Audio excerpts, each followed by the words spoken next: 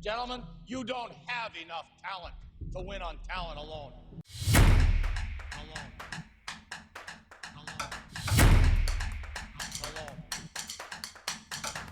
Hello, and welcome to the Talent Podcast. I'm your host, Adam Hess, and with me, as always, he's doing podcasts as fast as possible for charity. It's Mike Regan. Mike, how you doing today? Fantastic. Raising so much money. Yeah. For the I hear you're raising Cause money for the Cancer Cause Foundation. Cancer. Damn it. We made the same Did fucking the same joke. This is Well, that why. bit's dead now. Yeah. This is, we got to start recording podcasts with other people. You know, it's like when you've been in a marriage too long and you just are like, well, we got to start sleeping with other people or else this isn't going to last. You're saying the spark is gone? Yeah. I'm saying we're finishing each other's. Bananas. No. The bit's even better because of how long it took you to catch on to what I was doing. Yeah. There's no anticipation. You just sat there quietly for 4 seconds. I'm a bit of an improv master. You bad. sometimes we'll do like an improv thing and you'll fucking nail it. And sometimes we'll do an improv thing and you'll go, no, I won't. I don't have anything. Stop. You excited for Avengers Doomsday this year, Mike? Or do you not really care? I'll see it. That doesn't. I'm not like, oh, I can't wait. When's the last time you were excited for a MCU thing?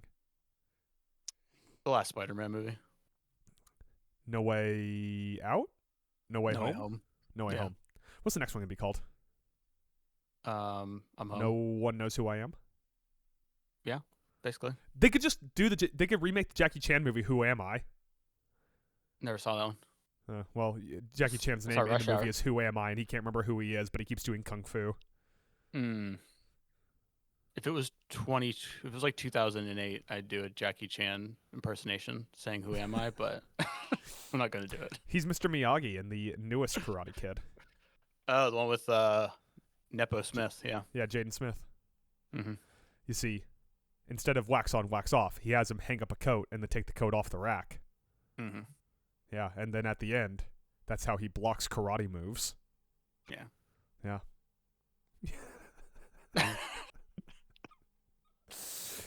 I saw that movie when it came out. It was Me pretty too. Saw it in theaters. I don't remember it at all. Outside of the hanging up the coat and taking the coat back off the hanger. Mhm. I feel like I should open a karate studio where I just have kids do chores and try to convince them to help them with karate. They just go get their ass beat. Yeah. Well, you're not because you're not training enough. You got to pay me double and mop more. Well, what's like the go-to chore for that? If you can't have them wax on and wax off or hang up a coat, you got to have a bunch of kids and you have to trick them into thinking they're learning karate. What chore are you having them do? Wash the dishes. Wash the dishes, yeah. Mhm. Kind of a retread of wax on, wax off, yeah. Scrub the dish. Rinse the dish. Put it in the drying rack. And they get in a fight and they're just like.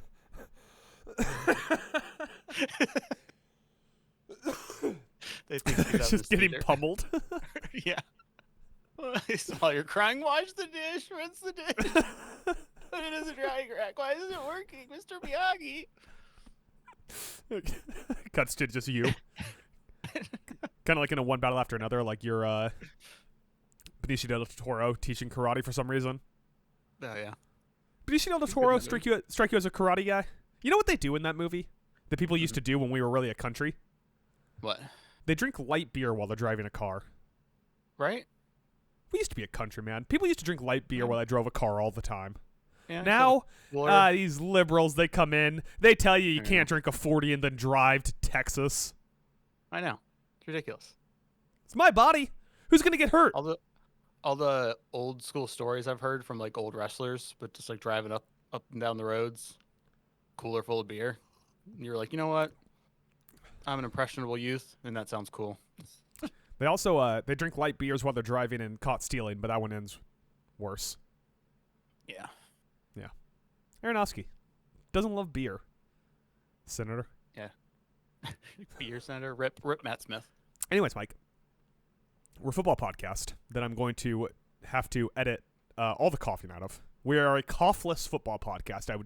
If we were talking to an ad agency and they said, "Could you describe your podcast?" I would describe our podcast as a coughless football podcast. Sounds like a short we should film of Town Alone trying to talk to ad agencies. Okay, We're I'll call Zach Kreger, see if he can direct it. Then it's Yeah. gonna be all pinko and liberal. woke. It's gonna be like, oh, you're having a dream and there's a gun over the house. But we might be able to get Josh Brolin. Yeah. Although I think it'd be more fun if Josh Brolin had to play one of us and one of us played Josh Brolin. Oh, but not but like a really random Josh Brolin character. Like Josh Brolin wasn't he in Tombstone? Do you have a small role in Tombstone? No, he didn't. I mean, he's in No Country for Old Men. Yeah. Finds True the drugs Grit. or the He's like money. a middle idiot and the antagonist of the movie in True Grit. One of us could Cable? be Thanos. He's Thanos, so He's Cable too. he is also Cable. We could be Cablos. That would be the joke when we met him. I'd be like, I loved Cable Guy. Do you mean when I played Cable? No, I'm pretty sure you were in Cable Guy. Do you think that's 2 layers to remove for even Josh Brolin to get it? Yeah. If you just start talking about Cable Guy. Cable Guy, one of the all-time DVD covers. Oh yeah, Jim Carrey all crazy with the wire. Yeah. Yeah. Never seen it. Don't know what it's about. One of the all-time DVD covers. Oh, it's funny. Is he a cable guy?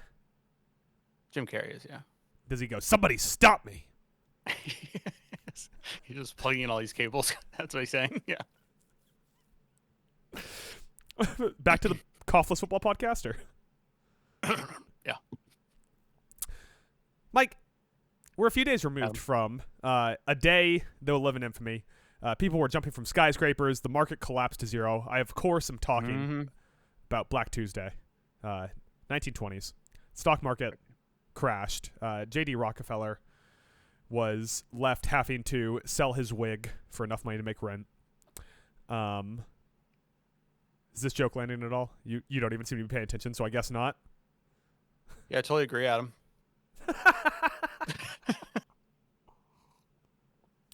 Black Monday happened, Mike. Lots of coaches were fired, including some of them on Sunday. Yes. Should we start there? Yeah, gotta get a head start. Before the jet engines were even hot enough for the jet to evaporate air and take off, which I believe is how jets fly, Raheem Morris and Terry Fontenot of the Atlanta Falcons were fired. Mike, I'll to gamify this, to get us into the conversation here, I'll go with this. Do you think that Raheem Morris and Terry Fontenot did a bad enough job to where they should never get employment in any industry again and go destitute? I mean, Raheem Morris has a lot of football experience, so I think he could have a spot on a staff as a assistant coach. No problem. Fontenot is an interesting one because you can make an argument that he really didn't do a terrible job.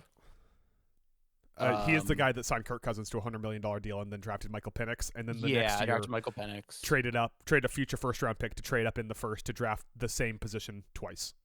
After drafting Jalen Walker. The funny thing is about, like, I hated that move. I mean, James Pierce Jr. had like 11 sacks this year, so it's like, well, but it was like, all right, then just trade back and take James Pierce. Yeah. Yeah, all those double moves really make me think there was, like, from the outside, recklessly speculating that there was just like never alignment with him and ownership and what they wanted to do. Yeah, especially the Michael Penix move, which feels very much Especially like that. The football guys said, let's bring in a steady hand at quarterback in Kirk Cousins, and management said, you're drafting a quarterback, god darn it. Yeah. So I think that, if anything, is probably the reason why they just, and also sometimes when things have just been going bad, it's like, let's just start over. Clean slate. One of only 2 GMs fired so far this year, Terry Fontenot. So how Joe Schoen's still sitting there. Yeah. He'll outlive us all, Mike. He will. So you mentioned, first off, an important note is typically, with only a few exceptions, once a GM gets fired, they do not get a second chance. So, based off the track record, congratulations, Mike. You're starting the 33rd NFL franchise. Couldn't think of a funny one time. You're starting the 33rd NFL franchise. The number one name on your interview list is Terry Fontenot. Are you taking that interview? I'd take the interview. I'd see what he was selling. Yeah. And when he Mhm. tells you the trade up back into the first round to get James Pierce Jr. was all his idea. I'd be like, huh, okay, Terry, all right. The funny thing is, if I started the 33rd NFL franchise, the Masagawa misogynist or whatever, I would do the thing no one should do because I'm such a I think I'm such a football genius. Is I would be the owner GM, which never works and no one should ever do. You'd be But Jerry yeah. Jones. I'd be Jerry Jones. I will Just us, say, you know? if the job was entirely dependent on hitting college football spreads, you do a great job of it. Mike, team talent alone, the Arizona Cardinals moved on from Jonathan Gannon and his large chin. So victory lap, because I said this. We weren't even at the halfway mark of the season when he got into it with Demarcado and put his hands on him on the sideline. Yeah. And I was That was like, like he's done. week 4, week 5. Yeah. Yeah. I was like, that's it for Gannon. He's cooked. He's done. So we were right about that one. Just didn't work out. Yeah. He's another That one. felt like a weird hiring at the time. Like, I get it. Mhm. He was an up-and-coming name on the defensive side of the ball. But even at the time, I was like, this guy didn't have any head coaching buzz and got hired by a team that has been fraught with disaster for taking shots. Like, the Arizona Cardinals should be the team hiring your Mike Vrabels, your John Harbaughs. Yeah. This coffee's just not going to stop, is it? I'm going to down this coffee and drink or take a cough drop. The cough drop really confused me there. The repeated sound really broke my brain. I was like, what word did I say wrong? You can't do it. Because Arizona, basically their only success they had is when they brought in already veteran offensive play caller, guy who has had a successful stint as a interim coach and a successful stint as a head coach in Bruce Arian. Outside of that, they just keep bringing in guys like Cliff Kingsbury and Jonathan Gannon, and 2 years later they're firing them. Yeah. But Gannon's the one who he's still pretty young, and he'll definitely find another spot somewhere, probably as a DC. Maybe one day he'll build back up and get another head coaching job. But I don't know. I'm like not on topic here, but that Colts team that Arian stepped in for because the coach had cancer. I can see the coach's face. I can't remember his name. Chuck Pagano. I remember after that season when Arians had to step in, I was like, dude, that is awesome. Pagano came back from cancer. I'm really happy for him, but they should stick with Arians. And Arians has 2 Super Bowl wins, 1 Super Bowl win. Just the one with TB12 in Tampa. Yeah, Tampa Bay, and then one as an assistant with the Steelers. Mm-hmm. Next up, Mike, Kevin Stefanski, 2-time Coach of the Year winner. I don't know how you justify firing this guy, really, when this is the roster you keep giving him, and these are the quarterbacks you keep giving him. But also, I don't know why we gave him 2 Coaches of the Year. So, really, everyone's wrong? Yeah, I saw people were like, seriously, you're going to fire a 2-time Coach of the Year? And I'm just like, all right, well, NFL is what have you done for me lately? And lately he hasn't. And both of those Coach of the Years, we were like, that's dumb. Yeah, it's not like he had Coach of the Year teams where the Browns went 13-3 at the time, or 14-3, and were just like this dominant team. They were good. They were 12-5 both years, came second in their division, and lost in the first round of the playoffs. Both times. Yeah. So, I mean, when you look at the grand scheme of things, this isn't a surprising move. And also, if it's another thing, where you're going to dig yourself out of this miserable hole the Browns have been in.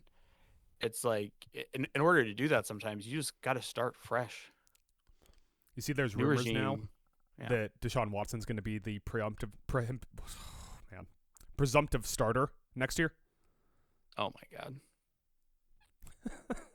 that is not going to go well, and I will laugh as it goes bad. And Stefanski already is already getting head coaching interviews from teams who are bad.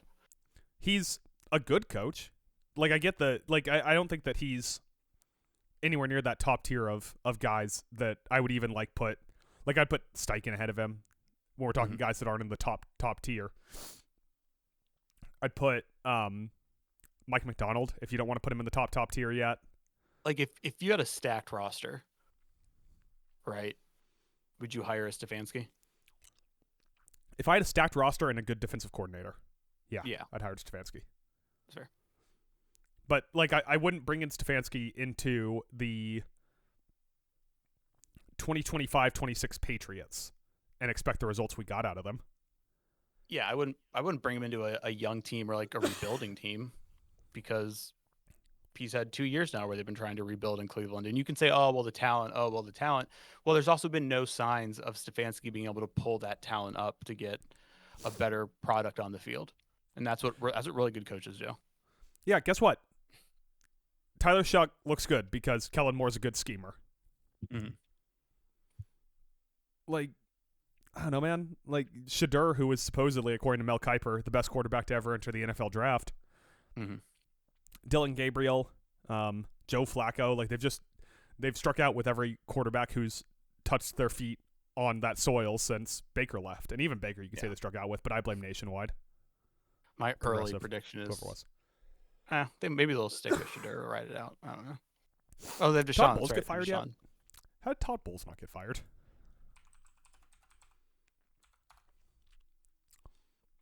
Yep, Todd Bowles returning as Bucs head coach. Oh, I did see that. That's right. Sick. Continuing on the coaches who did get fired, though, Mike. Pete Carroll. The spry young gentleman is out. Don't worry, he's got plenty of life ahead of him to get another job, though. I can just see him in the meeting when he got fired. He was just chomping on gum. Pete decided to go a different direction. He's like, do you think he sits down at the table, or do you think he stands with his hands on his knees and stares like right into everyone's eye line? He definitely does. And he's still wearing his headset. I mean, I wouldn't be surprised if when he's on the field, that headset's not even connected. So, yeah, maybe he just walks around it. It's like when someone drives away with a gas pump still in their car. Yeah. There's two schools of thought with the Carroll firing. Mm-hmm. You can say you're making another change after 1 year, which I would get that argument. But you can also say things went so bad, you just got to cut bait now. Don't put yourself through it for another year. And I'm on that camp. Yeah. Cycle out until you get the guy that it works for. I will say this. I thought Mark Davis had that terrible haircut because he didn't have any money. And he's paying like 4 coaches now who don't work for him. Yeah. He's still paying John Gruden. John Gruden, since getting fired, has rehabilitated his image, worked for Barstool, and might get hired as an NFL coach. That's how long it's been. We've seen this happen in the past, where organizations kind of like, they turn a new page, like the Raiders, the new ownership group and everything, and they go out, they get like big name Super Bowl winning head coach and Pete Carroll. They grab Chip Kelly to come in as OC, and they do all these moves and this fanfare, and a lot of times I feel like it just falls flat on its face. And this was one of those situations. This was a big one for that, because I feel like a lot of talk during the offseason was like, they have professionals in the room. That's really what's going to turn things around here. Mm-hmm. It's not this Mickey Mouse shit that they had last year with an interim coach that they held on to for too long and no quarterbacks. Like there's real adults in the building, and there wasn't. No. I would love if I stopped coughing. I'm trying to like cough through it. Mm-hmm. See if I can just get all the coughs out of my body. Yeah. Yeah. Here's my Pete Carroll question.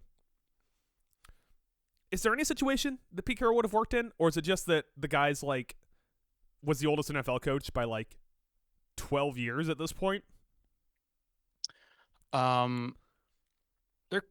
I could see a situation, but the thing was, like, they didn't have a staff that I think was built once again to get the most out of some of those players. Like, I mean, Pete, I can't remember who was the OC that, because Pete and Gino crossed paths for his last year in Seattle, right?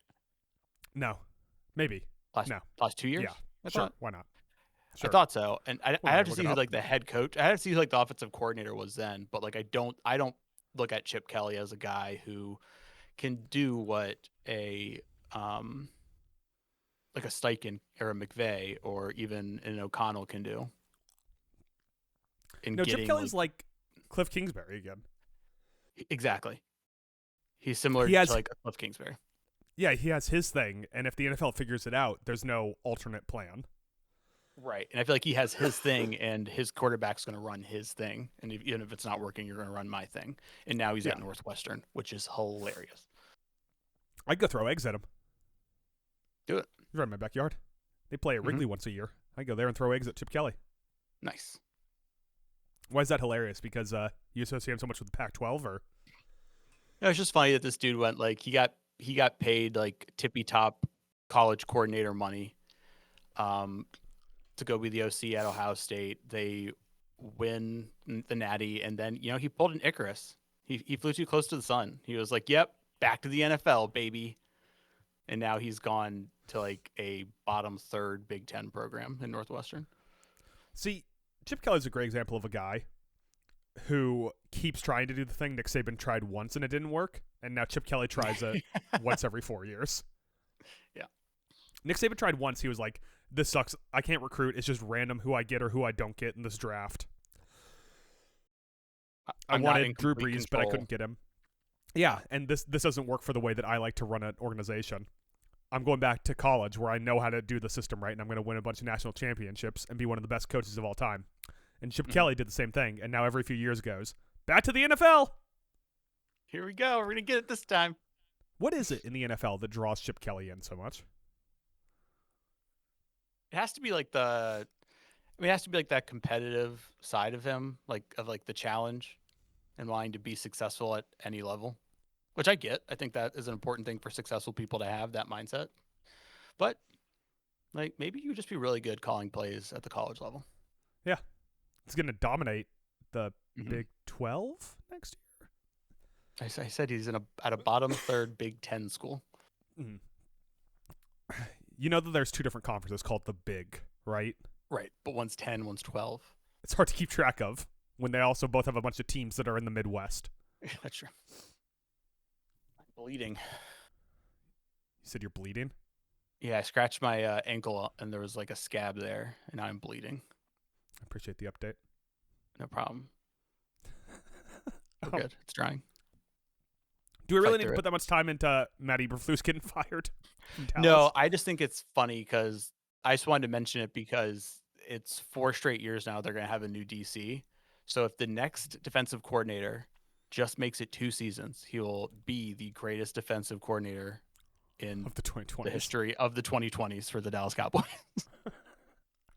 If he can just coach 18 games. Do you think when Sean Neimer sat Eberflus down, he said, "Hey, Eberflus, we're letting you go," he just like pulled up on his phone an image of the Micah Parsons trade and went, "What do you want me to do?" We got You got Kenny me Clark Kenny for Clark. Micah Parsons. Yeah. Meanwhile, Kenny Clark's standing in the room. No offense, Kenny. But, I mean, Hands come on his knees, chomping gum, wearing a headset. Just bringing Getting the your cough cough drops drops over there, here. bud? Listen, we're powering through. Your- We're powering through this podcast. Let's bring the cough What's drops over here. your preferred cough drop brand? What are you popping in there? Halls? I You're don't a have a Halls guy, preferred okay. brand. I simply got the one that I grabbed off the shelf first. I buy Ricola just so I can yell it in the store, like on the commercials. Those commercials don't run anymore, so no one gets that joke. If you're my age, you get it. For 40, we get it. I'm not 40. I'm not even close. Close, I mean, you're not far. I will end you. You Moving could throw out a on. hip doing that, Mr. 40.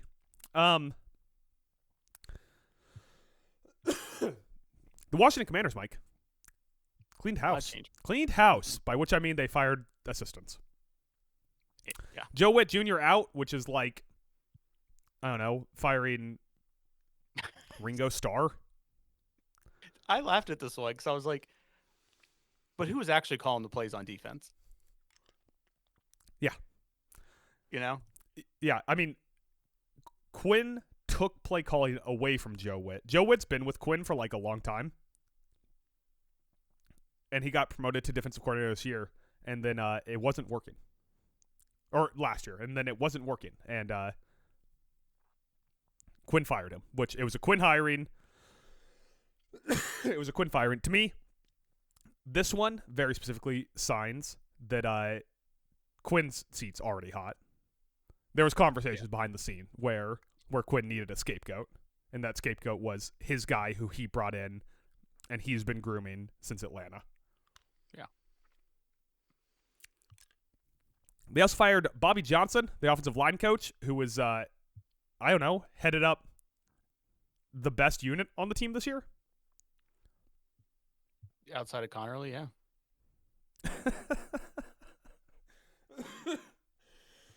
I didn't think of your, like, I know you, yeah, like Connerly struggled. I didn't think of your, like, when you said, like, commies, what's the problem? The offensive line wasn't the first thing that came to mind. Yeah, for me, it went Cliff Kingsbury, then Dan Quinn were the first Yeah. two. Oh, and I guess injuries. Yeah. I was reading online, and I think this is a good point. This is more of a signal that the team intends to change what they're running than a signal that Bobby Johnson was doing a poor job. Bobby Johnson coaches a... What? You still bleeding there, bud? I was trying to make sure the blood doesn't get on my white Vans. So I'm wiping it off, putting on my pants. Yeah, so do you think the Bobby Johnson firing, to your point, is like related to the next thing, which is Cliff on his own? Cliff Kingsbury. Leave? Yeah, like, I think that Dan Quinn probably wants to go with the Shanahan style thing because I don't know if you know this or not, but the only reason he ever coached in a fucking Super Bowl was because of a Shanahan. Mm-hmm. And I'm guessing if he wants to go with a Shanahan style offense, it's going to be more under center. It's going to be more zone blocking instead of gap blocking, and it's just a different theory on offense than Bobby Johnson has. So I'm guessing that he got removed in favor of they'll bring in an offensive line guy from a Shanahan system. Probably they'll bring in an offensive coordinator from a Shanahan system, and then that guy will bring in an offensive line guy from a Shanahan system. Yeah. Apparently there's teams who are interested in Kingsbury. And so maybe his agent got word to him, and he was like, yeah, let's go. Because unfortunately, I think Kingsbury would have been back, which I don't think he should have been, because I think he was definitely part of the problem. Listen, Jane Daniels loved Cliff Kingsbury, and Cliff Kingsbury does not want to run anything under center. Daniels does not like running anything under center. But modern NFL, you got to run some stuff under center, man. Like, Daniels just going to have to learn. He's just going to have to learn how to deal with it. And Cliff's a vestige of the past. Cliff, like all of his other tenures, had one good season, and then his defense got figured out, and his offense got figured out, and that was it. That was curtains. There was no evolution. There was nothing else to do. Mm-hmm. So now he's going to move on to another team to have that one good year. He's going to keep hopping around. I hope the Giants hire him so badly. Oh, that'd be hilarious. Yeah. I'm all about that. That's my quiet hope. Is we get a Cliff Kingsbury, he's still in the division, get a revenge game. Even if he has one good season, I'll take it. I'll take an 8-8 Giants team that splits against the Commanders with Kingsbury as the coach for the follow-up year. It's all about the long-term thinking here at Talent Alone. Yeah. All right. Any other firings? I think that was it. No. Are you being funny? Todd Bowles didn't get fired, Mike. Pretty big one in Baltimore. Baltimore. The Ravens or the Orioles? The Orioles fire someone? No, the Ravens fired someone. Baltimore. Just Orioles take the L, Adam. Just take the L. Fired. Brandon Hyde was fired as the manager of the Baltimore Orioles in May. I don't know why you want to talk about this, but we can talk about it. So John Harbaugh got fired. By the Orioles? By the Ravens. Your thoughts, Mike? What have you done for me lately? Yeah. Overall record's great. I get it. They haven't gotten through in the playoffs with a very good roster, an MVP quarterback. There was allegedly just like a disconnect between him and the team, which happens when you're there for a long time. Your message just starts to not click with your guys, and like that happens. So with his his experience and his record, he's going to land on his feet, and other teams for sure are going to pick him up, and so he'll be fine. But I think it's just time to turn the page. I think if they hit that field goal the next day, we're all watching to see what happens with Tomlin. There's like one of these guys I think was going to go. So John's only 63 years old. He looks So- only like 55. Yeah, as opposed to his brother, who has health issues every year where you're like, is Jim Harbaugh going to die any second now? Jim Harbaugh, year younger, 62. He looks like he's 71. Yeah. The stress of college coaching. Mhm. Um, At the end of I'm sorry. I feel like John Harbaugh could do a lot with taking a year off. Kind of Vrabel it. Just take a gap I year think so. and find the right job for you. Yeah, I think so. Because think about it. If Vrabel doesn't take that gap year, who knows what like dog shit team he would have ended up on and already been behind the 8 ball. Instead, he waits and he goes to a team with a phenomenal quarterback and some great young talent to get the ball rolling, to start off on the right foot. So, yeah, I would hang back a year and wait to see what's available out there if I'm Harbaugh. But I go back Let me to ask the you end of this. that game. Oh, I'm sorry. No, go ahead. Finish your thought on John Harbaugh. I have a thought afterwards. I was saying, I go back to the end of that game, and me and you were both on the same page. Where I'm not saying this is what got him fired, but like my last thought in that game was that was a bad coaching decision, because I get run it. down the clock. Yeah, Yeah. either run something, even if it's as conservative as possible, and you're like, you know what, we got Derrick freaking Henry, let's just give him the ball and see if he can get us some more yards. They didn't do that. They just ran it down and immediately took the knee after the big pickup, and it made no that. I was like, that was a coaching mistake. Yeah, didn't even take a shot at the touchdown. A touchdown wins the game. Mhm. Just Right. the same as a field goal does. And Right? Yeah. if you just take a shot at the end zone, they had timeout obviously because they used it Yeah. after the kneel Right. when the clock was on 1. Mhm. And it just felt like, yeah, that was an overly conservative move that it is endemic of those coaches from the 2010s that is starting to see its way out a little bit. Not even taking a shot at the end zone in 2025. 2026, whatever it was. I That's would like to. that's a little malpractice-y. I'd like to say thank you though to Aaron Rodgers and Lamar Jackson for deciding the last 15 minutes of the regular season we're just going to start throwing haymakers. Yeah. It was awesome. It was so awesome. That first touchdown pass by Lamar, that deep one in the 4th, he escapes pressure, and I see him. He escapes pressure, and he starts pointing. And once he starts pointing, the second he let go of the ball, I went, "Oh, he's got him." Yeah. Like, you didn't even need to see. I didn't have to wait for the camera to pan downfield to Zay Flowers. He started pointing like that. I was like, "Oh, he's got him. He's got him." And Aaron Rodgers was doing it to Calvin Austin. Like, I know Yeah. that Zay Flowers isn't Megatron, but like Calvin Austin, like a guy who we all thought was just gonna be a return man. Right? It just No it DK clicked Metcalf, there, yeah. and I'm like, "Oh shit, we're watching 4 total MVPs between these two guys. They're just going at it. This is dope. This is football." Inject it into my veins. You know, on the season, Aaron Rodgers has a longer rush than Lamar Jackson. That is hilarious. Yeah, that rush he had in that game was longer than any rush Lamar had all year. Let me ask you this, Mike. Is the funniest possible outcome from all of this if Cliff Kingsbury and there was someone else I had in mind here. I was going to say, like, if these two coaches, Cliff Kingsbury and Josh McDaniels get head coaching jobs after the year, is that the best possible outcome? Like, funny outcome? Well, for us, because they're Yeah. not going to coach our team, so. Right. Yeah, that'd be pretty funny. Any chance that McDaniels can go coach, like, the Jets or something? The I don't Dolphins? think- Like, Josh, you have it good where you're at. Been there a long time. You're definitely making good money on the NFL coordinator scale, probably. Because they had to give you a good deal when you were a few years back when it was like, I'm going to Indianapolis, and then New England got him to change his mind. That was because of, like, the dollars and cents of it. So you got a good gig, Josh. Don't mess it up. No, don't listen to him. Don't listen to him, Josh. Coach again. You have what it takes to be a great NFL head coach. Coach the Giants. Do it. Coach the Giants. After Cliff Kingsbury gets fired in 2 years, go coach the Giants. Mm-mm. Mike, we're going to do something the NFL should have done a long time ago.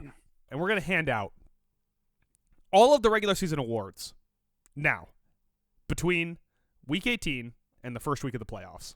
Instead of what the NFL does, which is wait. They don't hand it all out like trickling as the playoffs go on, right? They just have the one awards night. Yeah, that's the NBA that awkwardly does that. They do like the one awards night. Either is it the week after the Super Bowl? I think the week before, like during the Pro Bowl week. I can't remember. So yeah, maybe they do it with Pro Bowl week, or they do it the week right after or the week before. But yeah, when no one cares anymore, and all No, your MVPs have already been votes- eliminated. yeah, and votes have all been cast. Yeah, They get votes cast have at already the been end of the cast, by regular the way. season. Votes were cast already before the playoffs started. I would do, if you're going to do the big award show, I would just say Friday night before playoffs start. Instead of doing a game on Friday night, just do Friday night before the playoffs start. We're going to have a big bash, hand out the awards.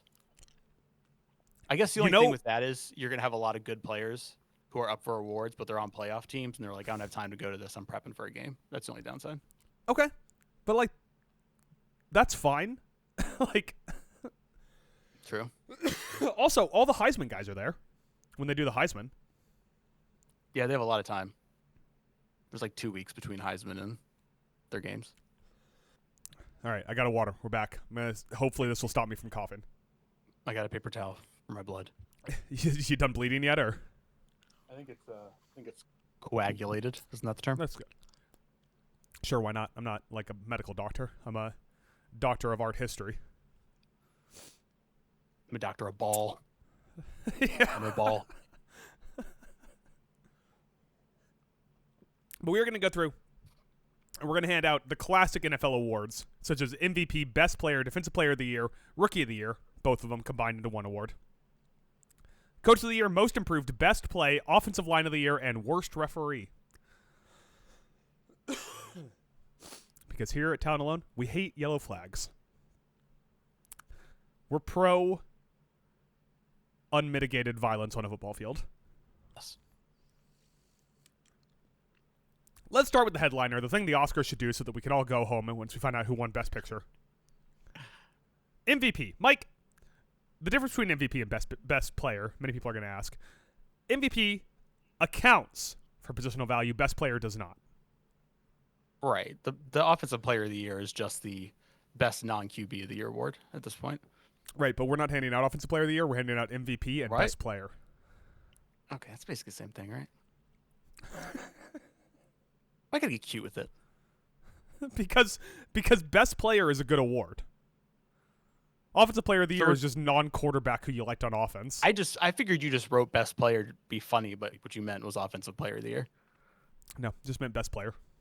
You can switch it to a Defensive Player if you want. No, because we're talking deep boy. So Mike, who's your MVP? like this was Stafford's award to lose in the last few weeks. He kind of stumbled. So What if I told you, according to the odds, it's still Matthew Stafford's award to lose? I thought Drake May took over in the odds. Matthew Stafford minus 195, Drake May plus 160, Oh, Trevor Lawrence 300 to 1. I mean, I tell you what, there's been a just fucking go T-Law. When I looked at the rundown, I was like, how can I make the argument that Trevor Lawrence should be MVP? I started like looking at it, and I was like, you could kind of make one, but I got him slated somewhere else. Or no, I don't. Oh, yes, I do. Never mind. Ignore me. Moving on. Cut that. All right. I feel like there's been a campaign with Drake May with a lot of people pointing out just how amazingly easy the schedule was. I will say he didn't make the schedule. All he can do is execute against that schedule, and he did at an extremely high level. Now, I will say if you look at the games where he actually did play a good team, those stood out as not his best games. And I would also say that Drake May, when you look back at the season, I don't think of a game where I was like, that was the Drake May game where he went out and like won that game, ripped it from the jaws of defeat. That MVP moment, like I think some guys in the past have had. So I think if he wins it, it's very stat heavy, which is fine. That happens some years, and stats are a huge part of the calculation. Some years more than others. So, should I just point out that he had like his six best games were all not only against teams that didn't make the playoffs, but teams that ended up in the top 7 of the draft. Yeah. That's the big knock against him. Yeah. And like you go and you look at like the numbers or like the like more like advanced stats, and he's like top in like all these things. But then you go, oh yeah, it's because he didn't play hard competition. Yeah. Like I think he is an MVP caliber player, and so it's funny. I'd almost hate for this to be the year he wins it because everybody's just going to bitch that it's because the schedule is so easy. So I'm going to go Stafford because I think he's had a phenomenal year. I know he kind of stumbled towards the end here and there, but even in the games where he stumbled, he still actually played great. But he just had like costly turnovers, which doesn't really make sense. I know. If you flip the Stafford year and they start off in a hole and work their way back up all the way to the 5th seed, he's no question the MVP. It's just recency bias. Yeah, I think it's recency bias. And there's also a lot like these games are lost towards the end of the year were like 1-score games where Stafford would make mistakes early and then be there late, to fight and try to still win that game. Plus, bash his finger on every helmet around him. Yeah, and then there's also the little thrown into the calculation a little bit of like legacy MVP award. Yeah, get him one, which I'm fine with. Otherwise, he'll never get in the Hall of Fame. I had Drake May written down. I had Stafford written down. I didn't have anyone else written down. Those are pretty much the big two. Drake May was first in EPA, first completion percentage over expected, second in success rate, and had, I'm not kidding you, maybe one of the easiest schedules we'll ever see in the NFL. By the end of the year, his strength of schedule, the distance between his strength of schedule and the number 2 quarterback, who is Brock Purdy, is the same as the difference between Brock Purdy and the number 12 quarterback in terms of ease of strength of schedule, which was Bo Nix. Can I throw out a hot take? Yeah, sure. Maybe not scorching hot, but could be. If Purdy plays a full season, I think he's in this conversation. Yeah, he had a phenomenal end of the year. Yeah. Now, if Purdy plays a full season, though, how many other 49ers have to get injured? As we know, the one true rule of the 49ers is that 25 to 50% of their roster must always be on IR. Must always be hurt. So what other 49ers have to die so that Brock Purdy may live? Run, Christian, run. And boy, did he. Mike, now that we've decided the MVP, sort of, I kind of middled it. Best player. Who do you have as your best player? I'm just going to go ahead, and this is the one where I'm planting the homer flag. I'm saying James fucking Cook. I don't want to hear best it. Player? Yeah, because when you said best player, I was thinking offensive player of the year. And for this award, I'm going non-quarterback because MVP is a quarterback award. I'll tell you right, like it's a travesty. James Cook's not going to win offensive player of the year. It's a travesty. When's the last time a running back won offensive player of the year? Last year, Saquon won? I'm guessing. Yeah. The year before, probably Christian McCaffrey. When's the last time a running back didn't win offensive player of the year? That's a good question. I'm interested in what the current odds say as of 2 days ago. But I'm sorry, you said best player. Who's your best player then? Since you decided to Puka. Dude, Puka's another one who should be in the conversation. I think he is in the conversation for offensive player of the year. He's just unreal, dude. Here's the way I kind of thought about it. Take the best player at a position, and then take the number 2 player. What player has the greatest distance between them and number 2? And I don't think there's a massive gulf between Puka and Jack Smith and Jigba this year. But it's more of a gulf than you have between the number 1 and number 2 running back, the number 1 and number 2 offensive lineman, the number 1 and number 2 quarterback, the number 1 and number 2 defensive end.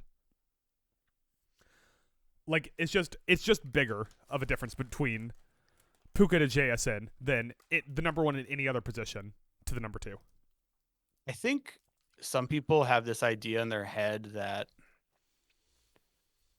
the Seahawks passing game was like all Jackson Smith and Jigba more so than LA was all Puka, but when you look at the numbers, no, it was really all Puka. Like he was 49 targets ahead of Devontae Adams, almost 1,000 yards ahead of Devontae Adams. Like no, it was all Puka. The Devontae Adams thing was, he was Jalen Hurts a couple years ago, where people would bitch and moan in fantasy because Jalen Hurts was vulturing all the touchdowns away from all the other players because they would just push him over the line. Mm-hmm. Puka would have a one-handed grab, land with both of his smallest toes touching the ground in bounds on the 1 yard line, and then they throw a fade to Devontae Adams for the touchdown. Yeah, like that was the one thing Adams beat him in. 14 touchdowns for Devontae, 10 to Puka. But yeah. But this year I would go Jackson Smith. That's right, I was looking for those, wasn't I? What'd you get distracted to? This was updated as of February. What are you trying to find? Oh, that's the date of the awards. What I'm seeing here is Jackson Smith a heavy favorite, followed by Puka, Christian, Stafford, and May. But it's not that's what I have. May because they're MVP. Yeah. If Bijan was on a better team, he'd be in the conversation. Yeah. And same thing with Ja'Cory Krosky-Merritt. Whatever you say, brother. Defensive Player of the Year, Mike. Yes. Who do you have? You can sit there and try to make arguments for other players. I love Will Anderson Jr. I think he's having such a hands down could win Defensive Player of the Year if it didn't happen the year that Myles Garrett broke the sack record. Yeah, how does it make you feel that Myles Garrett's record is very fake and we shouldn't pay any attention to it? Does that change your calculation on that at all? Many people are saying that it's the fakest record. Because he did it in the extra game. Because he did it in the extra game. TJ Watt could have done it in one game if he didn't get hurt. That's what many people are saying. Many people are saying TJ Watt, 23 sacks in one game if he wasn't injured. We're going to be hung up on this for like a few years, and then we're all going to forget and just be like, yeah, Myles Garrett has the record for most sacks this season. Yeah. That's what it's going to be. I think also, it's not just sacks. Like, if we're being fair, like that's the big thing about Garrett that people are going to mention this season is breaking the sack record. But really, like across the board, he was one of, if not the best defenders in the NFL. I think that one of is an important thing there because, like, Hutchinson, Will Anderson, Benito, Nick Benito, all are in a tier with him now. And I don't care what anyone says. Myles Garrett got the most sacks, but there's 4 guys as good as Myles Garrett at this point, including Myles Garrett. You know who's tied with? All right, so these odds, and they are up to date, has Myles Garrett minus, has he 50,000? Jesus. Yep. 4th is Will Anderson at plus 20,000. Can you guess who the 2 and 3 are that are tied at plus 15,000? For Defensive Player of the Year? Yeah. They're weird. One is weird. Jack Campbell. No, one is Will Anderson Jr.'s teammate, Danielle Hunter. Yeah. And the other is, these odds aren't up to date. I'm looking at the wrong thing. Ignore me. Well, the odds aren't on the boards anymore. You can't. This website I'm looking at, but this one has Brian Burns up there at plus 15,000. Did he have that good of a year? Not plus 15,000 good. Yeah, I didn't think so. Like, I like Brian Burns. I just don't think that he's the second best defensive player in the league this year.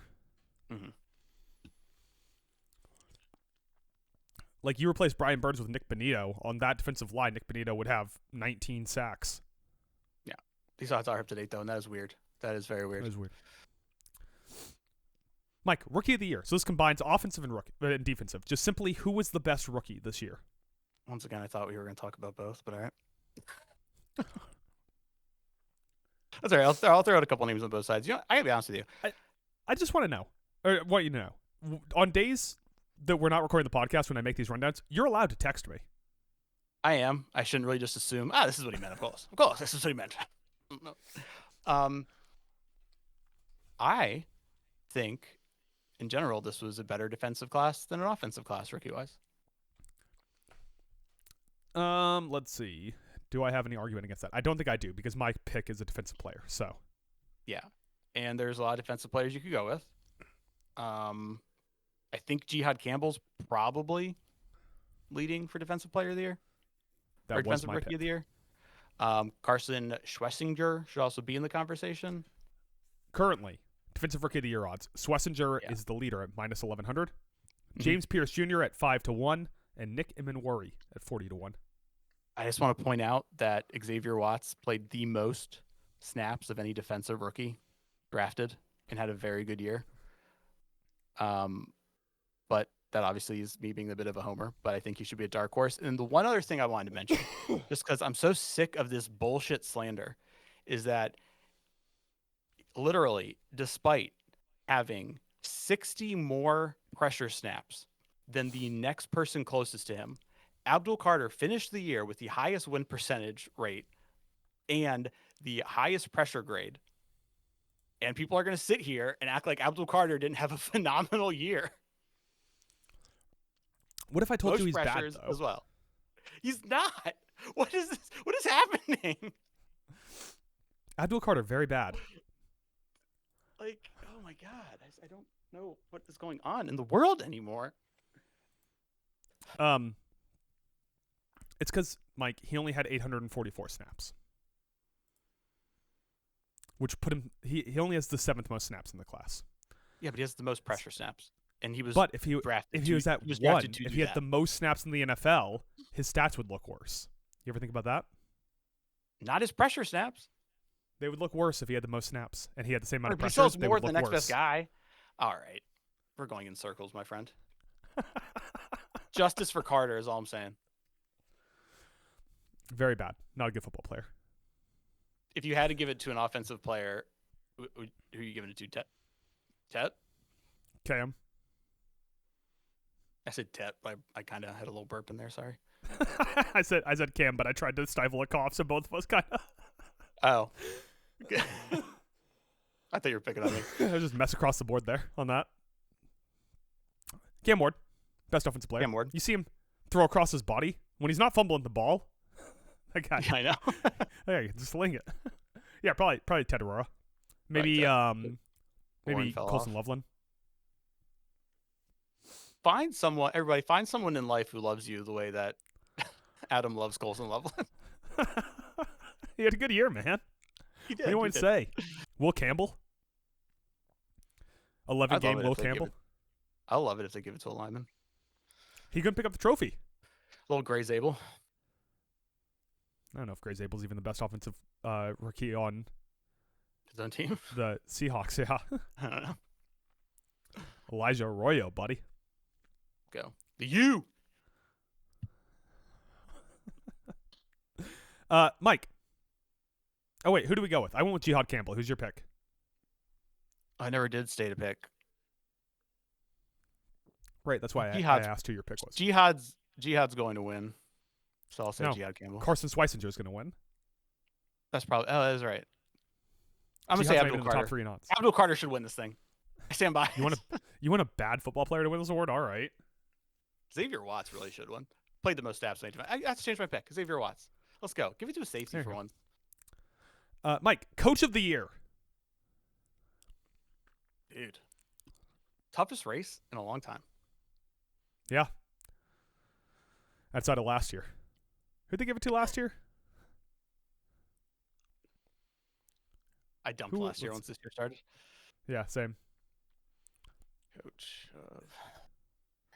Who? We're all would gonna they go. have Oh given yeah. Didn't O'Connell? Yeah, Kevin O'Connell won it. Yeah, Kevin O'Connell. Okay.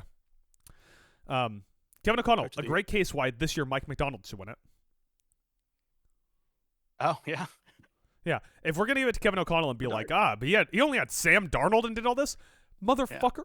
Mike McDonald got the 1 seed with Sam Darnold. If Kevin O'Connell gets Coach of the Year for taking dog shit ass Sam Darnold to 14 wins into the playoff, Kevin O'Connell or Mike McDonald should get it in a walk for taking him to the 1 seed. Yeah. I will say that if there's a coach out there who's up for this award and you're like, I really like that coach and I want to see him continue to succeed, maybe you don't want him to win this award. Because the next year never seems to go great for guys who get this. So just throwing it out there. Yeah, and they should You probably already- fire Kevin O'Connell. And just no one interview him besides Washington. Listen, he's already on the staff once. That's true. You already know who I'm taking. So You taking Mike? the team that ended an 8-game win streak came from behind to win their division. Unstoppable. 3rd seed. Duval. Should we throw out the other Duval, candidates here? baby. Ben Johnson, obviously. Of course. Any love for Kellen Moore? No. No Kellen Moore love. I tell you what, if there was a coach of the year for bad team who looked strong at the end of the year, Saints. Sabres coach Kellen would win Moore. that every year.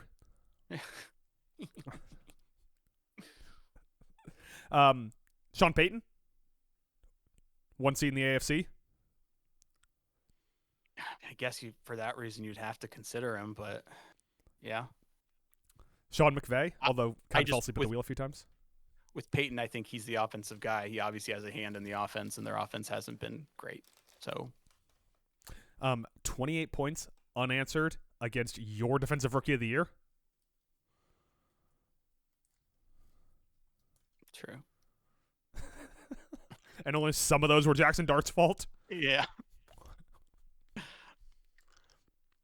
Yeah, I gave it to Mike McDonald. Yeah. I also very much wanted to not give it to like a first or second year guy because that's who always wins it. Mhm. But I just think Mike McDonald did the best job of coaching a football team this year. Plain and simple. Yeah. I go Like Cohen. they pretty don't much same thing. have a single guy who is going to be in conversation for defensive player of the year, and yet they had an outstanding top 4 defense, just wire to wire all year. Does it change your calculus if I told you that the the Jaguars don't have a single Pro Bowler? Not even Cam Little. That's a good point. I see.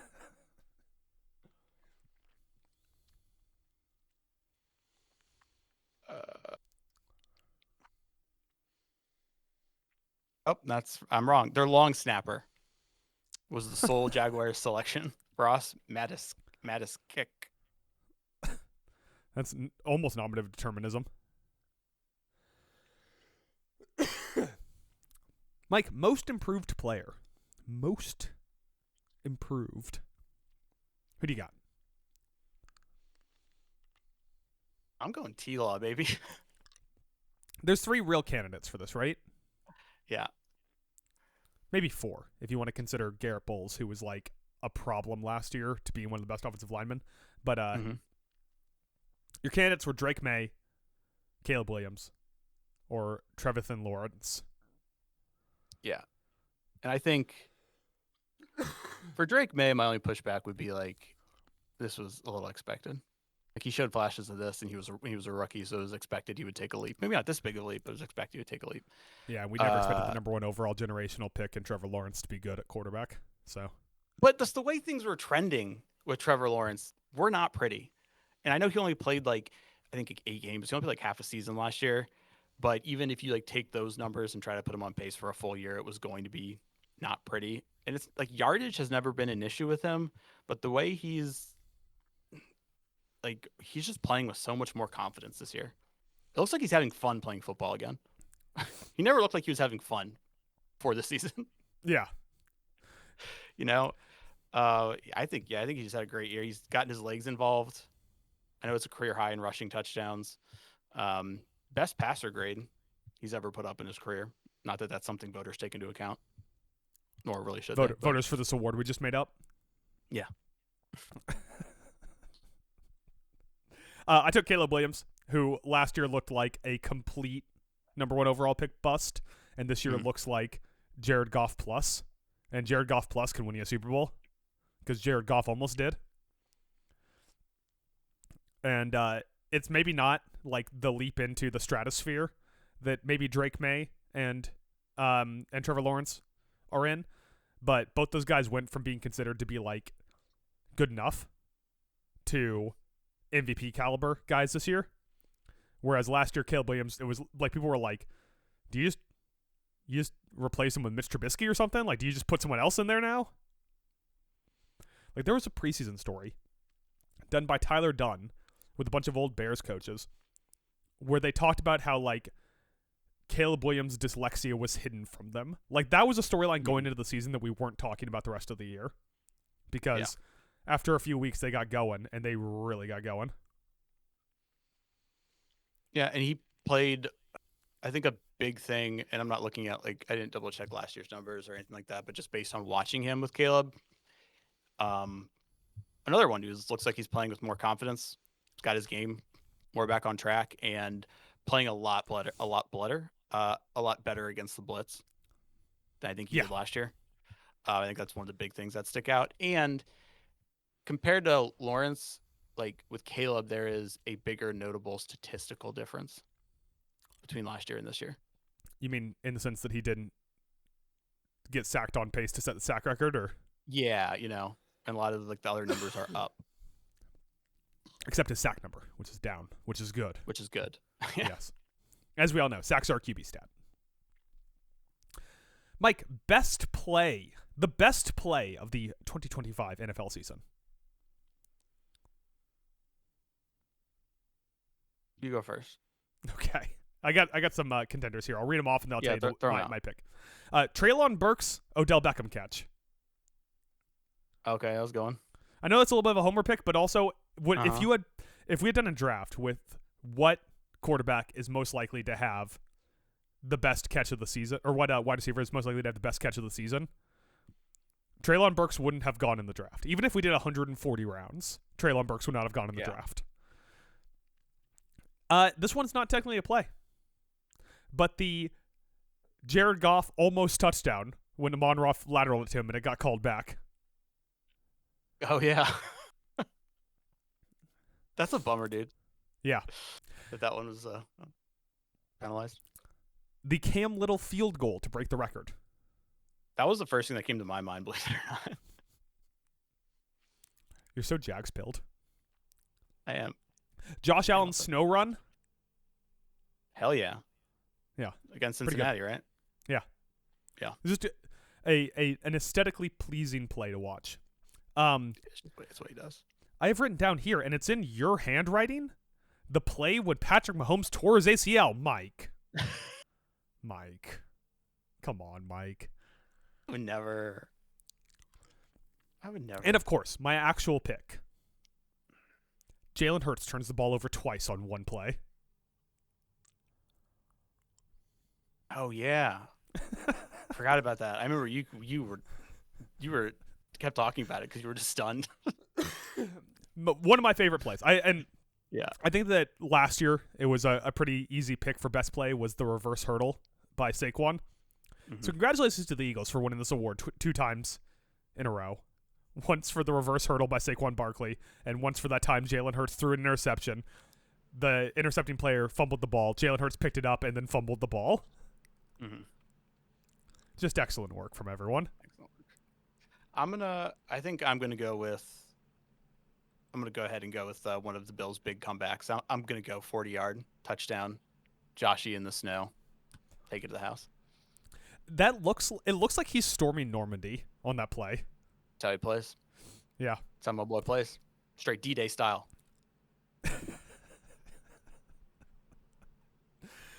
Mike, the offensive line of the year. Offensive line doesn't get any awards, so we're giving them an award. God damn it. Who do you have as the offensive line of the year? There's a few you could go with. I can name 32 of them off the top of my head. Yeah, there's 32 options here.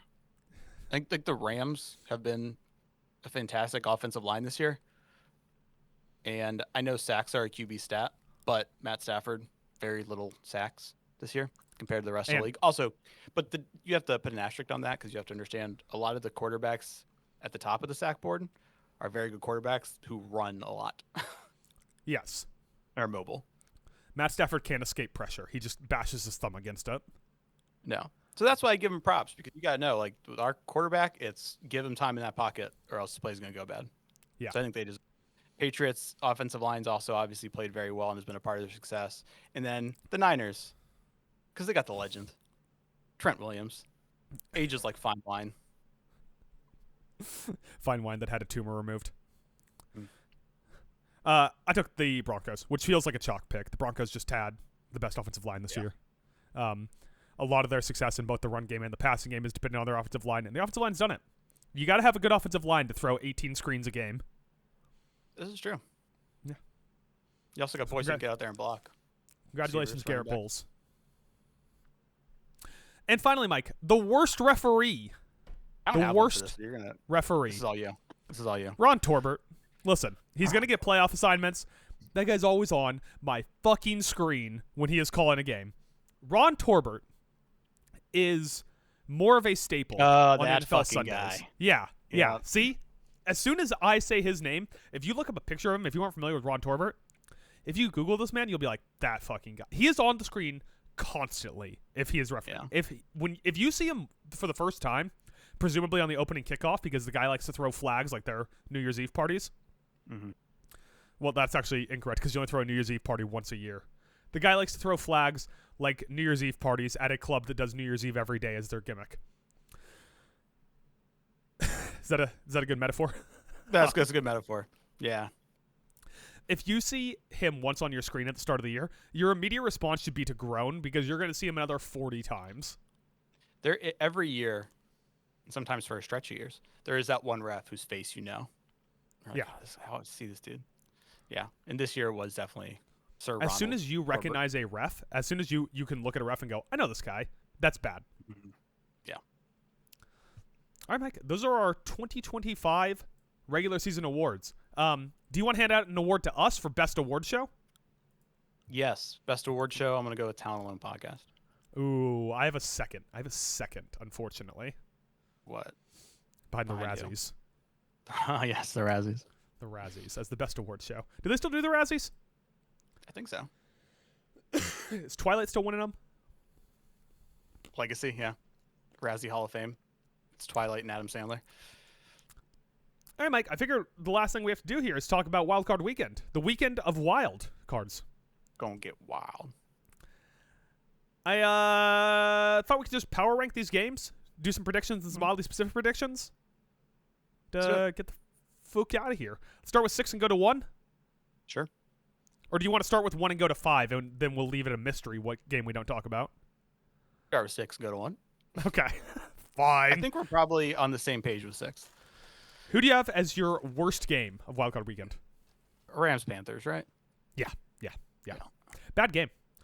Bad game. Taking place on Saturday in the as I believe I'm gonna guess Stephen A. Smith came up with the Shakey's game. I don't think that was him, but Pretty sure it was. In the Shakey's game spot, currently the Rams are 10.5-point favorites. How glad do you think the Rams are that the 49ers lost and they get to play the Panthers instead of the Eagles? I'm pretty happy about that. Mike, in my research for this game, I found out that Carolina has a worse total EPA than 10 non-playoff teams, including 2 teams in their own division. 8-9 My- division winner gets to host a home game. Watching football on Sunday, and my mom, when I explained to her, like, the Panthers, our game, I explained to her, like, the Panthers thing, and she was incredulous that, oh no, what it was I was explaining, it was during the Steelers-Ravens game. I was like, this game's for the division because neither of these teams are good enough to be a wild card team, like, because their records. And she was like, wait, but the Bills have a better record and they're a wild card team? I was like, yeah. And they're going to be a higher, like, that team's going to be a higher seed? I was like, well, yeah, because they're winning their division. And she was very upset that's how it worked. I was like, that's how it works. Mike, who do you got in this game, and what is your oddly specific prediction? Like, if you wanted to be cute about it, you could, like, point out that LA looked a little shaky down the stretch. Or that LA lost to the Panthers already? Yeah, yeah. I'm not reading too much into that one. The games this one, I mean, Panthers already beat them in LA. Oh no, was it in Carolina or was that game in LA? Who can remember? It was in Carolina, Airman. So yeah, big rematch here. But no, I think the Rams. Maybe they don't cover, but I think they win. If Carolina wins, does Dave Canales get to become Sean McVay?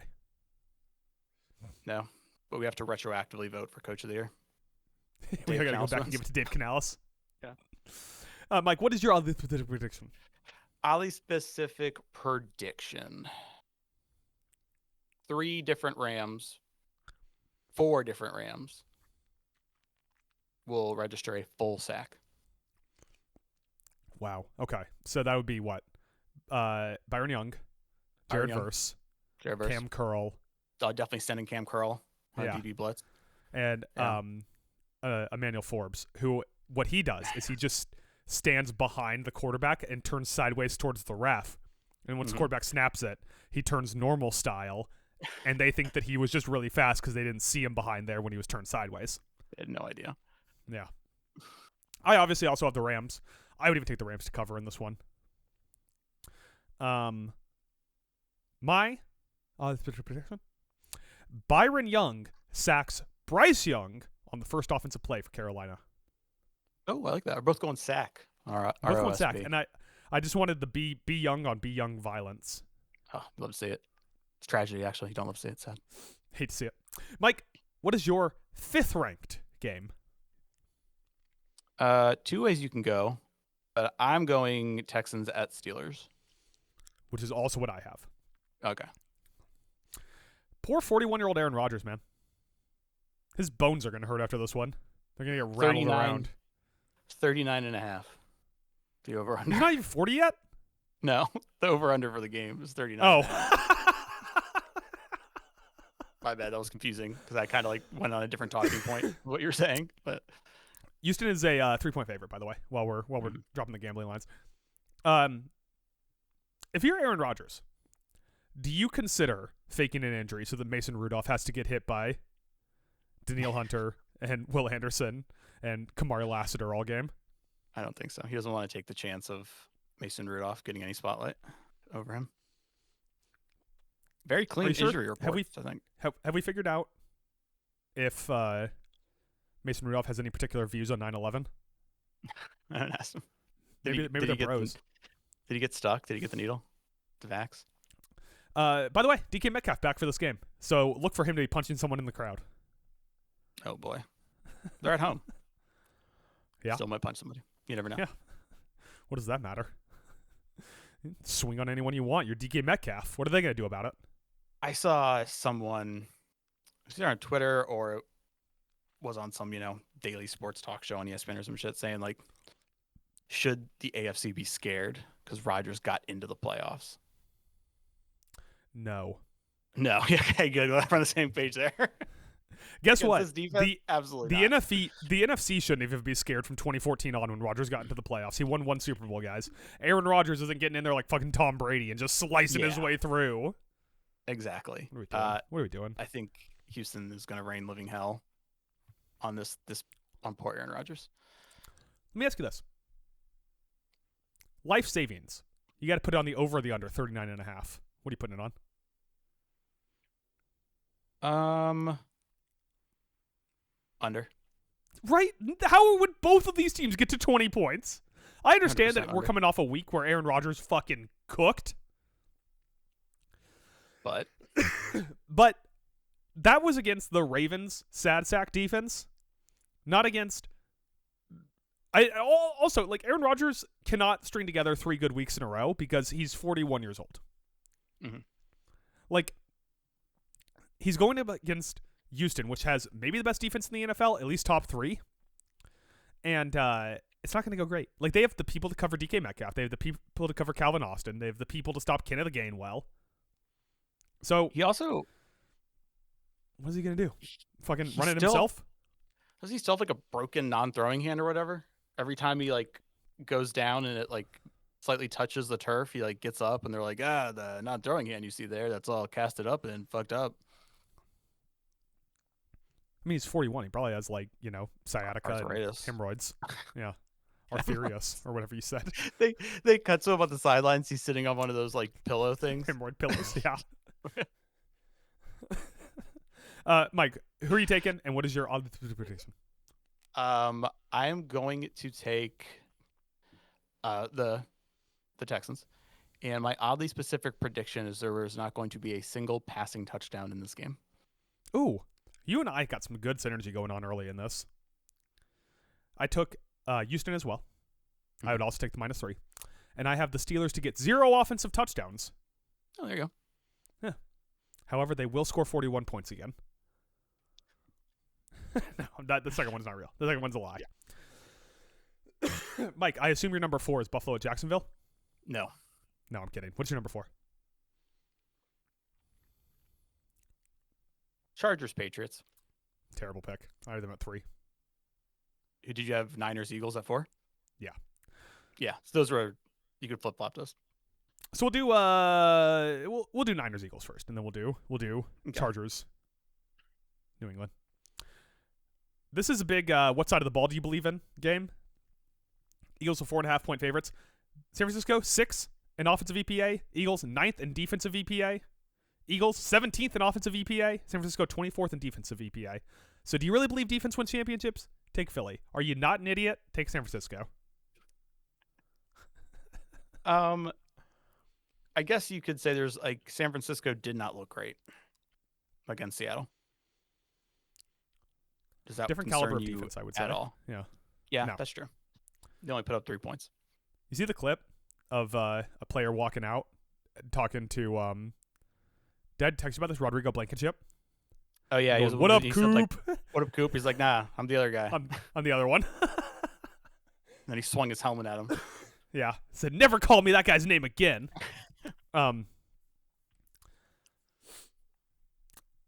It's what's kind of crazy? Right now, a trade. Jalen Hurts for Brock Purdy. Who says no? A lot of people would. I think the Eagles say no, but I don't think it. Like I think they would be fine if they did it. Like I actually might think, yeah, get Purdy. But I'm on like the anti-Hurts train. Like I think he's good, but we all need. Like I don't think he's that good. I think Hurts for Purdy. San Francisco says no. Yeah. I think Purdy's just a better quarterback than Hurts. How many points does Purdy and the Niners have to put up to beat Philadelphia? 27. Yeah, I was like 24. So yeah. Yeah, 3 or 4 touchdowns, and you're just like, yeah, Philly's not getting back in this. Like, if they go up 2 scores, I might just go to the movies. The last time Philadelphia hit 30 or more points was... Oh, well, they've done it twice in their last 10. They hung 38 on the Giants, and then they hung 31 on the Raiders. Every other game, they have not hit 30 points. Yeah, so when's the last time? So they didn't do it against any NFL teams. Yeah, exactly. How does it feel to know Abdul Carter got scorched for 38, Mike? How does it feel? Does it sink into your soul? Does it burn all the way down? I think the Eagles still have a good offensive line. Not really. Not as good as it used to be, but not terrible. No. I mean, they're not like as bad as the Bills' terrible offensive line. So it's not okay. Bills actually have like one of the best. I'm changing my pick, by the way. Best offensive line of the year was the Bills. Shout out to Big Schno, Deion Dawkins, baby. Shout out Spencer Brown. Good. Picks, all these predictions, San Francisco and Philadelphia. Who you taking? And what's your prediction? They're just gonna keep doing it. They're bitch made. I'm taking Philadelphia. And my oddly specific prediction is they will have under 400 yards of offense. The Eagles will, and they will win on a missed field goal. That is both so specific and probably going to happen.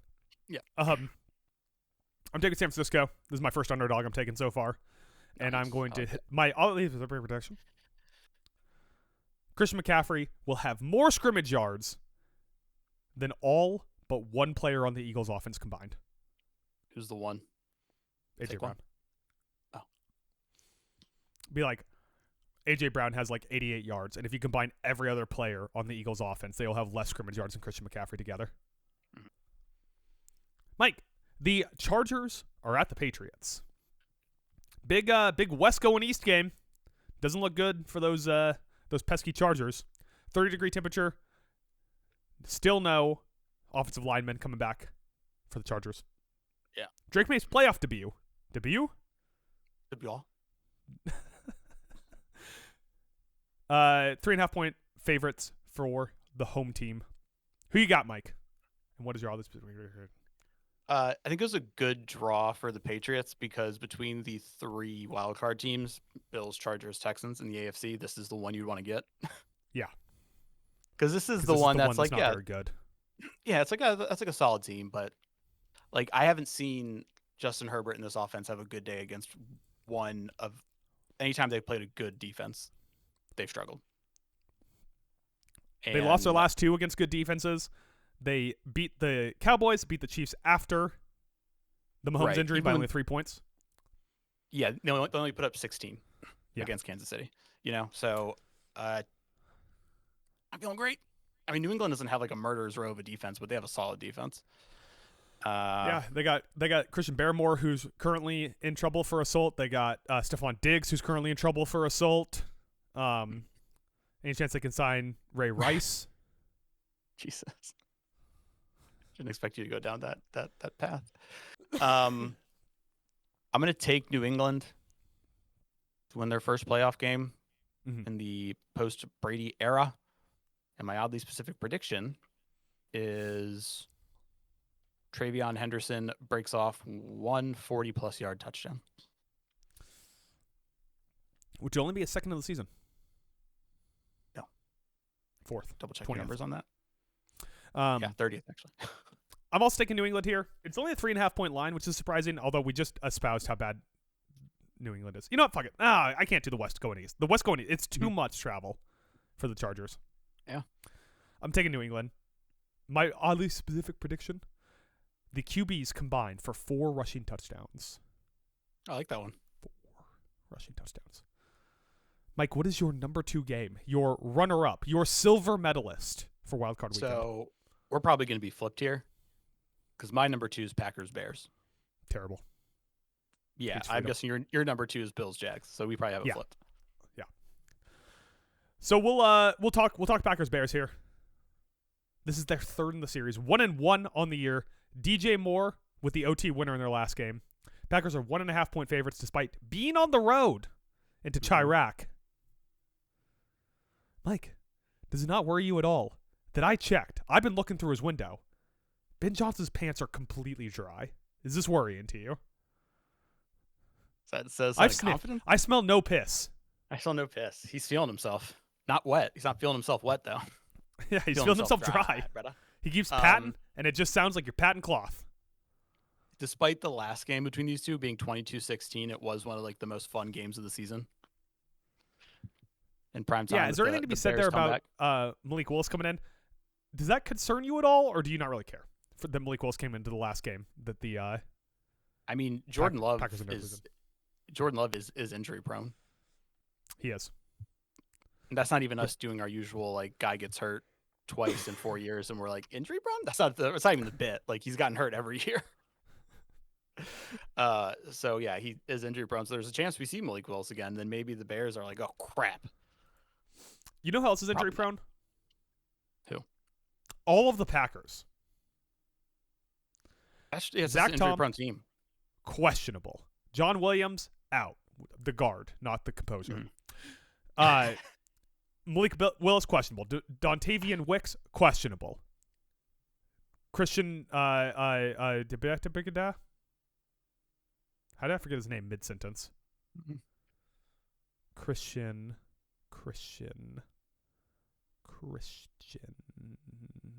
Watson? Christian Watson. Okay. Christian Watson, hamstring injury. Yeah. However, this whole team's always hurt. Micah Parsons out. On the flip side, Chicago's been dealing with some injuries, especially in the wide receiver room. Dante Moore and Romeo Dunze were limited in practice on Monday. Dante Moore was. Not Dante Moore. DJ Moore. DJ Moore. Dante's fine. Don't worry, Ducks fans. Dante's fine. Rome Odunze. And I think Burden's done for the year as well. Right? Is he? I thought he was. If he is, I missed that news. I thought like a few weeks ago he got hurt. Burden.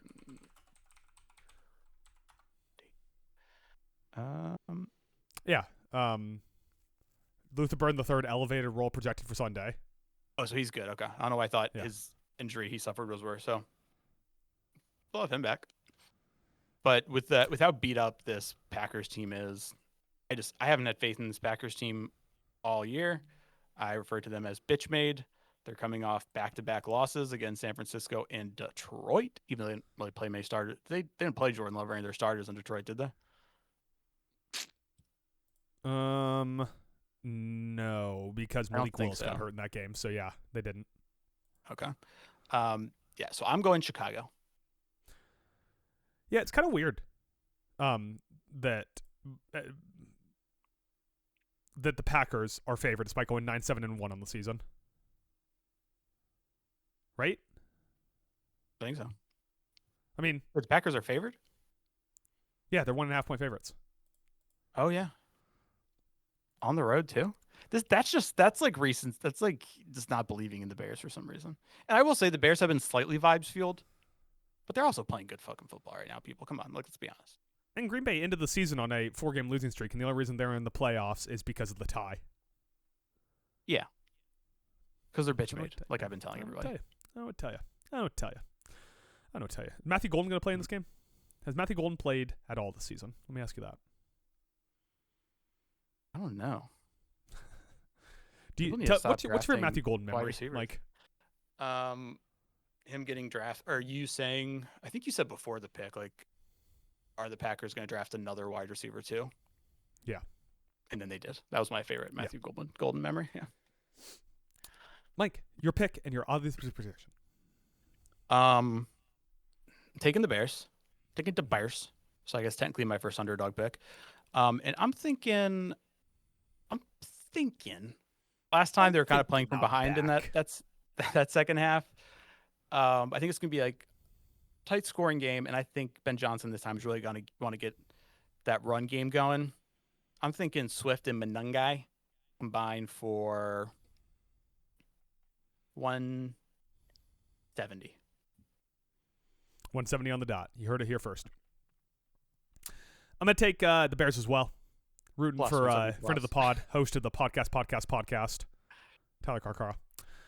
And I'm going to say this is going to be the best or worst game of Jordan Love's career. That's my odd specific prediction. Mike, our final game on the slate. Yeah, buddy. Sunday night, I think. Nope. 1 p.m. Sunday at 1 p.m. Buffalo at It's the Jags, dude. Jacksonville. The NFL doesn't know ball, man. Don't. Buffalo at Jacksonville. Can Trevor Lawrence enter the conversation to be the best quarterback in the AFC? I'd sell down there, but Buffalo is a favorite. -1.5. The people want to know, Mike, who are you going to root for in this game? that shouldn't be a question. Listen, I love this Jags team. I was actually upset when the bracket was finalized, and I was like, damn, we're playing the Jags. Because I love you, Duval, but you ain't got what it takes to handle the Bills. All right, we're coming hard. This AFC is wide open in these playoffs, all right? But there's one man who stands above them all, and that's former MVP Josh Allen. He's coming for the throne. This is the year, baby. This is the year. They're a 1.5 point favorite despite being on the road against Jacksonville. Mm-hmm. Mike, who are you taking, and what is your oddly specific prediction? I'm a little concerned about us being healthy. Plus, well, the Jags, there's also concern there. Who went down last week? For Do the you remember? Jags? Yeah. I mean, they lost Greg Newsome.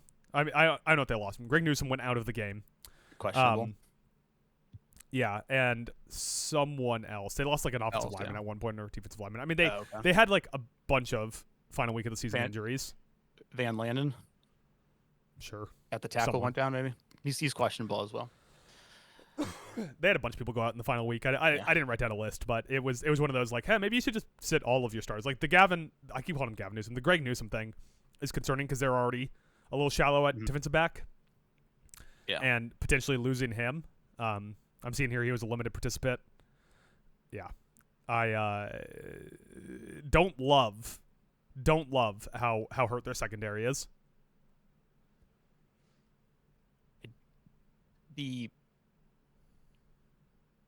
I blanked. I had a point and it disappeared.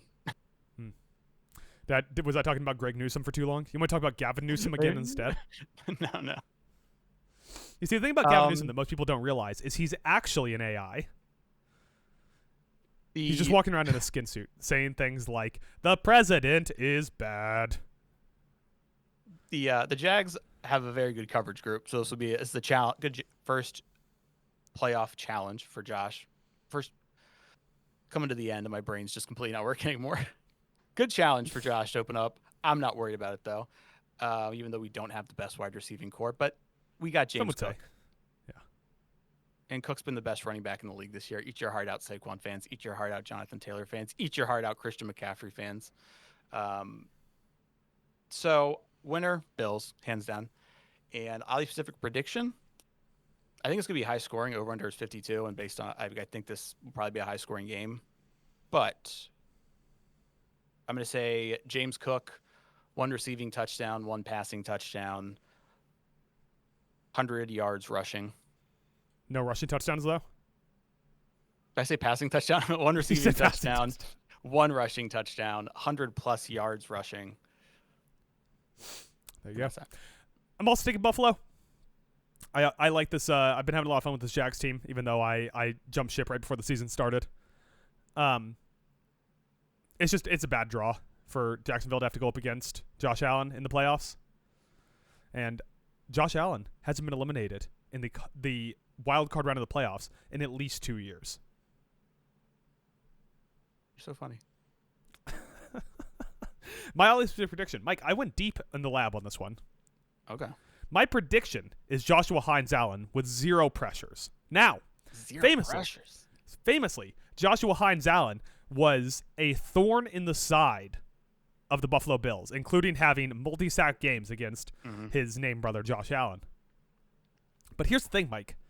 Since changing his name to Joshua Hines-Allen, they've played 1 game against each other in which Joshua Hines-Allen had 0 pressures. The magic's broken, man. He added the Hines-Allen, and it's all over. He can't pressure Josh Allen anymore. I love because he added the Hines-. I love it. I love the research on this one. I will say the Jags are one of those weird teams where Josh Allen, the QB, always seems to be stumped by them and doesn't have his best games. I don't get it. But that also kind of leans into why I'm thinking James Cook's going to carry us. Well, their last game, the post-name game change, Josh Allen threw 3 touchdowns and ran for another. So that's why I'm saying Josh got a big game too. They're all there you go. Games. Wildcard weekend, our year-end awards, coaches who got fired, including the coach of the Baltimore Orioles. Is there anything else we missed, Mike? Any last-second things you want to bring up here? Just that I did see something at first it was McDaniels to come back, but then there was some reports today that the powers that be at Miami are examining their options. So that'll be a fun story to watch at the same time as figuring out what to do with their quarterback. Jerry Jones did a press conference today where he said his goal is to retire as the owner that won the most Super Bowls. He's running out of time, brother. He is 83 years old, and he is 4 behind current leader Robert Kraft. Kraft only has 4? No, Jerry Jones has 2 as an owner. Oh, that's right. I forgot he got those 2 early on. Yeah. With that, Mike, to do plugs here, basically the only thing you need to know is we're going to be live streaming tomorrow, playing some more Pokemons. And we'll be back on Friday with another podcast. We have other stuff to do, or other plugs to put in, but they'll be in the show notes. And most importantly, you should subscribe to us on YouTube at Town Alone Podcast, or follow us on Spotify, Apple, wherever you get your podcast, because it looks good. Makes us happy. It helps every time I upload to Spotify, for Spotify to stop telling me that a podcast of your size typically has more followers. So please follow us if you listen to this. And if you don't listen to this, I don't know how you're hearing this message. Mike, do you have any plugs? I think you hit them all. I'm in the lab working on some stuff that will hopefully be able to add more content to the YouTube page. We'll see. There you go. With that, Mike, as we all heard today, that Trae Young prefers a trade to the Wizards over any other team. How about you give a Washington Wizards-based shout-out on the way out the door? Oh, God. Shout out. Is Jordan Poole still there? No, he's on the Pelicans. Cedi Osman? Nope. Martin Gortat. I don't think he's in the league. There's a name I'm forgetting. Oh. CJ McCollum's there. Yeah, CJ McCollum. Shout out to CJ wearing PJs and eating DJs. What am I saying? McCollum. Let's get out of here.